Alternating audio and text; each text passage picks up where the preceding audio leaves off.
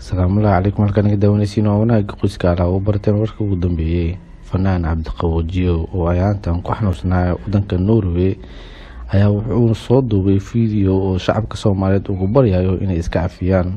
fanaanka ayaa dhakhtarkiisa wuxuu u sheegay in saacada soo aadan ay nafta ka bixi doonto maadaama oksijiinka jirkiisa ku jiro uu aad u yaraaday. maxaa ka xun in adoo lagu sheego in saacada soo aadan aad dhiman doontid? inta video la wadaagin waa kan wariyaha noogu soo rabo dhankaasi Muqdisho Xasan Biyo ayaa warbixin kooban ka soo diyaariyay.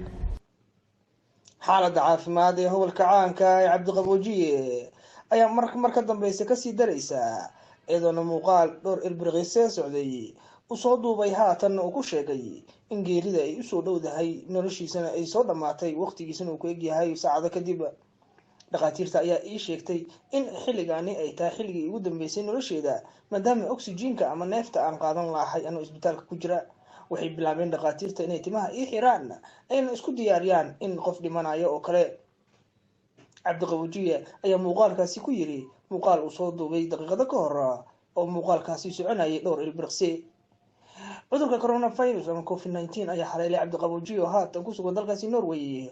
howlkan caanka ayaa lagu xasuusan doonaa heeso badan oo leeyahay iyadoona aan la ogeyn waagihii dambe inuu fanka iskaga baxay iyo inuu ku jiray.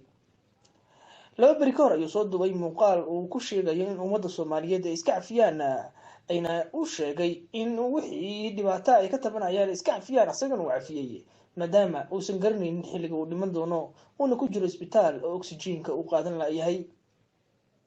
daqiiqado ka horna muuqaal ummadda Soomaaliyeed ee ka qaracmatay aadna looga ilmeeyay ayuu soo duubay ummadda Soomaaliyeed weydiisanaya cafis asagoo waliba shahaadateynka ama shahaadada iyo xuska nabiga iyo rasuulkeena salawaatullaahi wasalaamu calayhi ilaahayba afkiisa ku haya. waa cabdiqaboojiye hobalkii caanka ah ee heesaha dabacsan.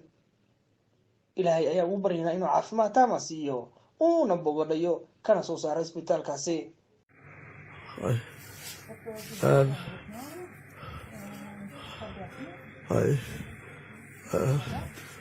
waxaad ugu dambeysay baa layidhi والله خيري حليدي ديار قريب بصوا إذا كان دعايتي كبار هاي يسد عيا السلام عليكم ورحمة الله وبركاته. أشهد أن لا إله إلا الله أشهد أن محمدا عبده الله أكبر